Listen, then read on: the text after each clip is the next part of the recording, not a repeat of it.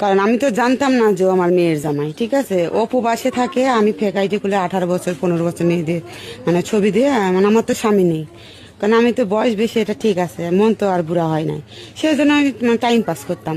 তো আমি তো আর জানি না যে আমার মেয়ের স্বামী। এখন দেশে এসে দেখে আমি সেই ব্যক্তি দেশে ফেরার পরে দেখলেন যে সে আপনার আপন মেয়ের জামাই, এখন এটা ভাবতে গেলে আপনার অনুভূতি কি হচ্ছে? ভাবতে গেলে তখন লজ্জার বিষয়। মানুষ আসলে তো আমারে খারাপ করবো, আর আমি যে ফোনে কথা বলতাম এটা তো বাইরে মানুষ জানতো না। আর আমার স্বামী মারা গেছে 8-9 বছর হয়, মানে তখন বিয়ে করলাম না, কারোর সঙ্গে সম্পর্ক করলাম না, মানে একটা রং নাম্বারে প্রেম করে আজকে আমি বিপদে পড়ে গেছি। এখন বিষয়টি নিয়ে যা হওয়ার তো হয়ে গেছে, কারণ এখন যারা এই বিষয়টা জানতে পারবে, এলাকাবাসী বা আত্মীয় স্বজন, হয়তো বা তাদের সামনে গেলে লজ্জাবোধ হবে, লজ্জাতে মাথা কাটা যাবে। এখন এখানে আমি দেখতেছি যে মানে ওরেও মারতেও পারতেছি না, ওরেও মারতে পারতেছি না, মা লাগে, জামাই লাগে। এখন এখানে আমি কি বলবো ভাই, আমার লজ্জাতে আমার মানে আমি কথা বের হইতেছে না, আমি কি বলবো এখানে বলেন।